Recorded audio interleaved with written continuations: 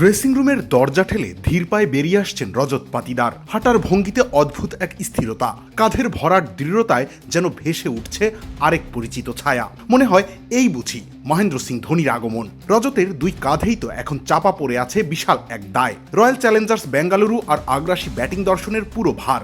তবে চাপের কাছে নতজানু হওয়া নয়, বরং ধোনির মতোই ঠান্ডা মাথায় নিখুঁত নিয়ন্ত্রণে সব সামলে নিচ্ছেন পাতিদার। হেলমেটের ফাঁক গলে সোনালি চুলগুলো কাঁধ ছুঁয়েছে। হঠাৎ দেখে মনে পড়ে যাবে 2007 সালের ধোনির কথা। 2026 এসে রজত পাতিদার যে ধোনির পথেই হাঁটছেন। স্বল্পভাষী পাতিদারের ব্যাটটা কেবল একটা কথাই বলে চলেছে, বলটাকে স্রেফ মারতে হবে। চেন্নাই হোক কিংবা হায়দ্রাবাদ, পাতিদারের বার্তা পরিষ্কার, প্রতিপক্ষকে কোনো ছাড় দেওয়া হবে না। মারার বলটাকে গ্যালারিতে পাঠাতে তো হবেই, ভালোটাকেও সমীহ করার সময় বা কোথায়, সেটার ঠিকানা যে হতে হবে সীমানার ওপারে।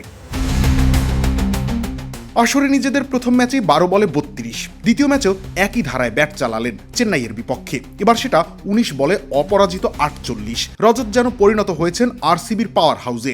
আগ্রাসন যে হুট করে তার ব্যাটে এসে পড়েছে এমনটা নয়, এর আগে থেকেই ছিল।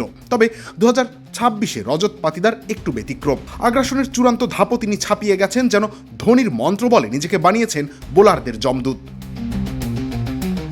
রবিউল ইসলাম রনি, খেলা 71।